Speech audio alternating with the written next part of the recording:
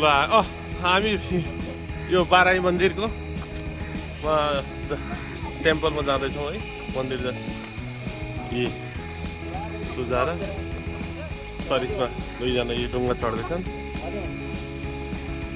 बाराई क्षेत्र यो पोखराको दृश्य अवलोकन हजुरहरूले पनि गर्नु कति राम्रो छ। एकदम रमणीय स्थल यो चाहिँ यहाँबाट चाहिँ हामी चाहिँ टिकट काटेर यता चढ्यौँ। यो चाहिँ मत्स्य केन्द्र रहेछ यता चाहिँ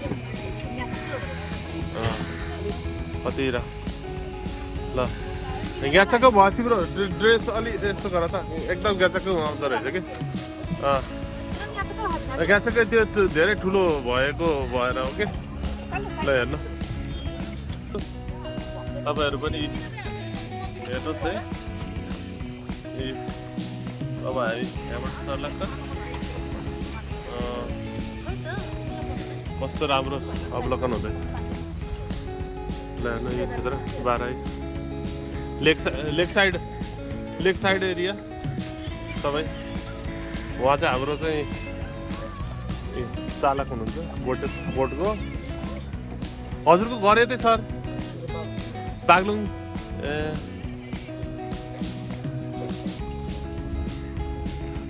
सुजन भाइलाई पनि ल्याउने भनेको सुजन भाइ मिस हुनुभयो आज। सुजन भाइ आज ड्युटीमा यता गेस्टहरू टुरिस्टहरू पनि आउनुहुन्छ। हाई ल सबै आउनु तालमा।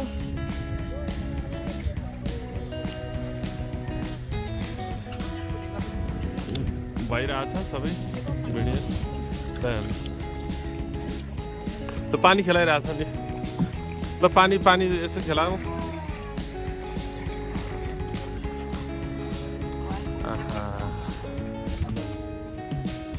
कस्तो आना मौसम यो टाइमिङ पनि एकदम राम्रो टाइम परेछ। हामी चाहिँ ठ्याक्क 5:26 बोटिङ गरिरहेछौँ अहिले। शीतल मौसम हेर्नुहोस्। घाम पनि त्यहाँबाट ठ्याक्क बादलले छोपेको। कति आनन्द प्राकृतिकको सम्पदा यति राम्रो। मत्स्य अनुसन्धान केन्द्र यहाँ रहेछ। ठिक छ त्यसलाई त्यस्तो रूपमा नलिऊ। टेम्पल त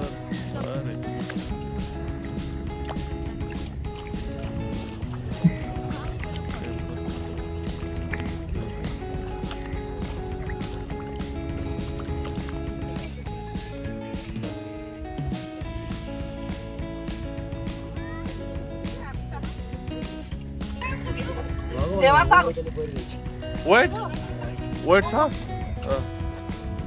अलि उसलाई बिचमा राखिदिउँ। ठिक छ ल हेलो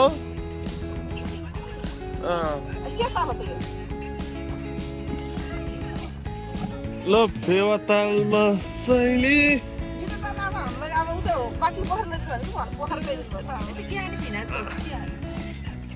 फेवातालमा शैली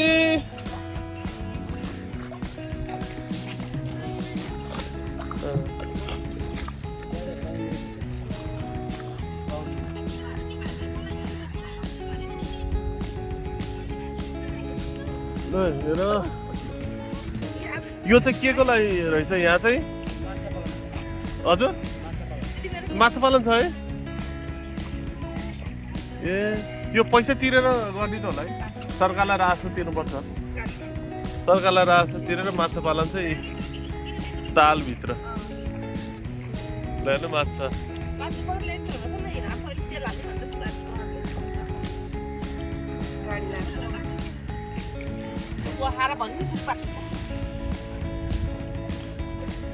बाराई मन्दिर हो यहाँ आउँदैछ।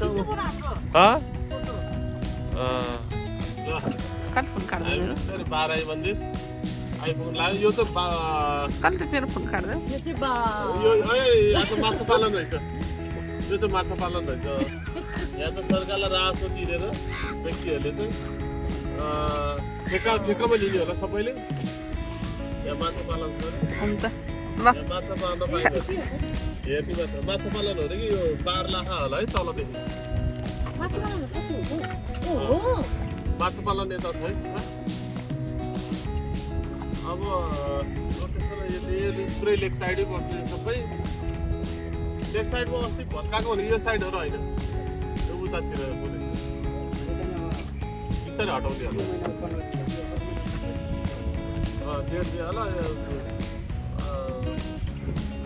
होला पहिले फुटाउनुभन्दा अगाडि पहिले सर्छ अलि शीतल भयो नि अनि यो एकदम आनन्द भएको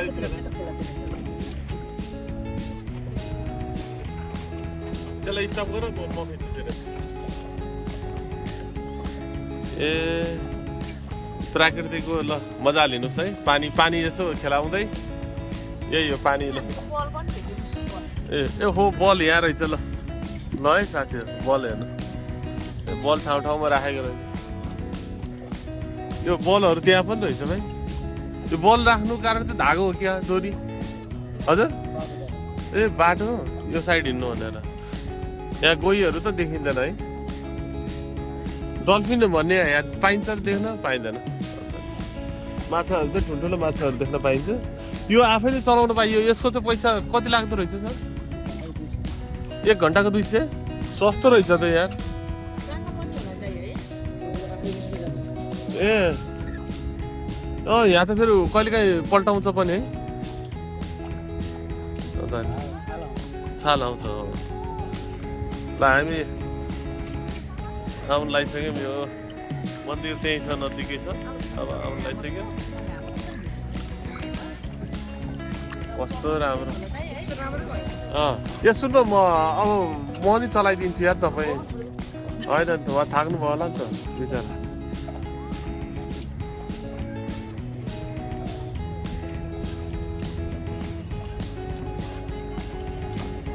देवताको दृश्य कति राम्रो छ यति बेलाको समयको हेर्नु त घाम पनि डुबेको ठ्याक्क बादलले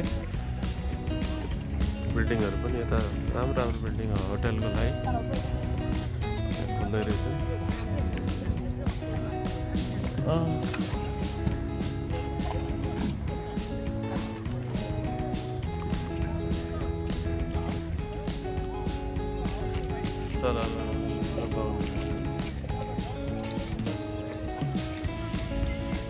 यो हावा हाल्ने त होला है यो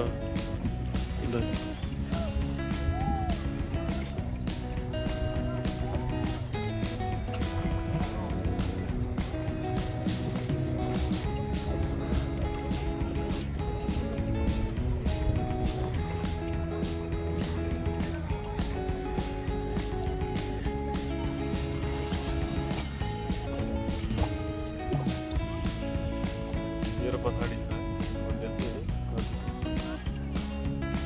नजिक भन्दा त टाढा त हामी आएको भन्दा अलिक टाढै रहेछ आफै ऱ्याफ्टिङ गर्दो रहेछ नि यहाँ सबैजना 200 रुपियाँ भाडा लिँदो रहेछ क्या यसको आफै सिङ्गल आफ्नै रिक्समा हिँड्नु पर्दो रहेछ यसरी चाहिँ यसरी डुङ्गा चढेर चाहिँ ग्रुपमा 3 जना हिँड्ने 4 जना जति पनि ग्रुपमा 1180 लाग्दो रहेछ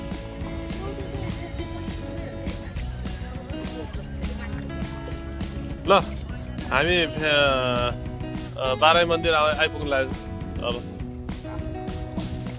बाराई मन्दिर आइपुग्न लाग्यौँ लामो रहेछ यहाँबाट यो साइडबाट आउनलाई चाहिँ हामी कुन ठाउँबाट आएको 2 नम्बर लन्चोकबाट हामी यो बोटिङ गर्दै आयौँ यता यो साइडबाट चाहिँ नजिकै पर्दो रहेछ लन्चोकबाट त अलि लामै यात्रा पर्दो रहेछ लगभग आधी घन्टा 20-25 मिनट मन्दिर आइपुग्यो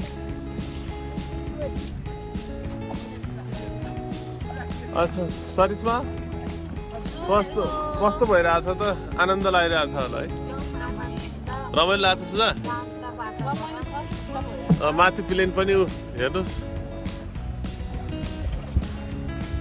प्लेनै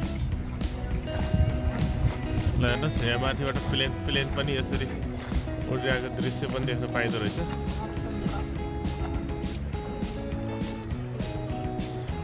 होइन हामी चाहिँ यता छौँ प्लेन चाहिँ माथि छ हामी यहाँ तल छौँ प्लेन देख्नुहोस् है हेर्नुहोस् है ल प्लेन यहाँबाट सारा उडेको देख्न पाइयो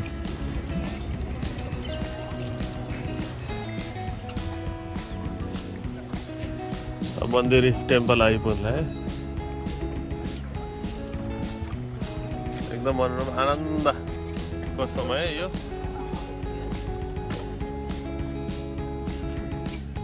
ल टेम्पलको नाम यहाँ हामी हातभित्र खाएर ठोकिन्छ कि यस्तोमा यो डुङ्गामा ठोकिन्छ कि हात ट्याक्क त्यही भएर भित्र राख्नुपर्छ कि हात नेपालको झन्डा यहाँ छ बाराही मन्दिर आइपुग्यौँ हामी यहाँ बाराही मन्दिर आउने यात्रीहरू धेरै नै छन् यहाँ अब यहाँबाट झर्ने झरेर अब त्यता जाने त्यहाँ उहाँले भन्नुहुन्छ नि बल्ल उठ्ने ल ल उठ्नु त उठेर भइ गरेर खोल्ने हो बिस्तारै बिस्तारै बिस्तारै समात्देऊ त सुझा उहाँलाई ल बिस्तारै बिस्तारै खालि बोटबाट झऱ्यो ल अब यहाँबाट यात्रा सुरु भयो यहाँ मन्दिर जाने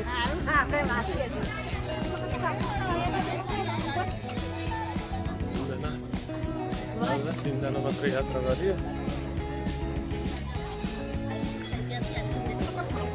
पर्दैन पर्दैन अहिले त्यहाँ जानलाई मात्र सुधा ल माछा माछा हेर अहिले देखिँदैन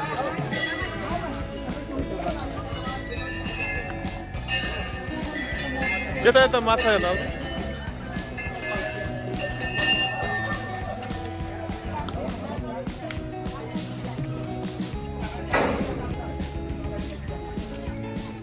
ल यता यता यो साइडमा माछाहरू देख हेर्ने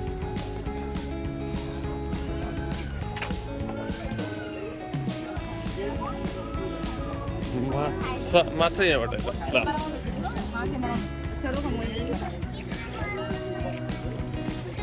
माछाहरू माछाहरू यहीँ देख्न पाइन्छ सर्प देखियो है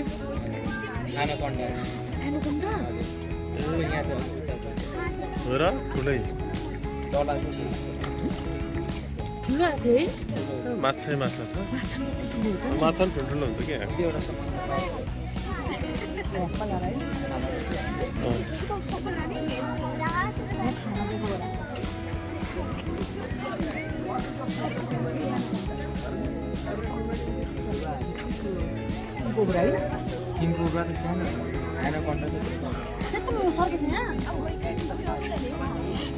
अजिङ्गर हो नानी एउटा यसो भिडियो यसो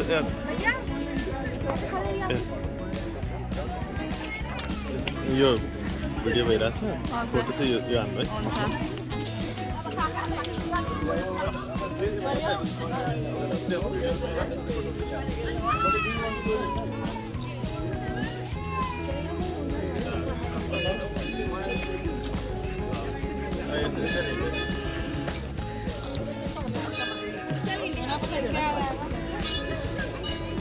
त्यहाँदेखि खिच्नुहुन्छ फोटो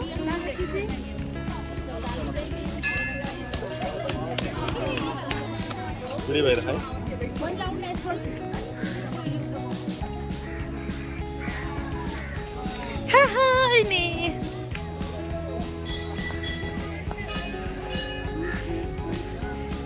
जाना सनम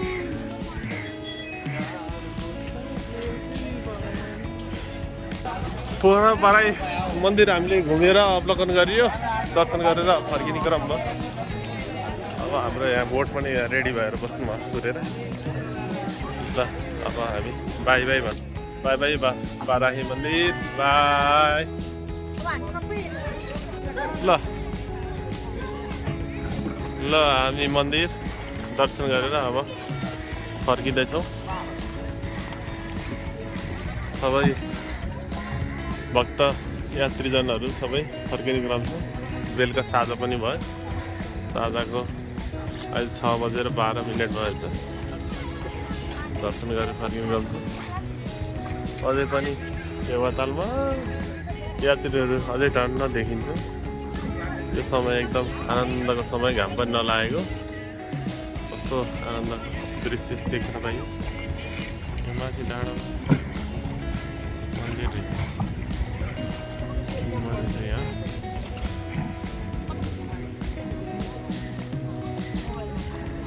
टाटा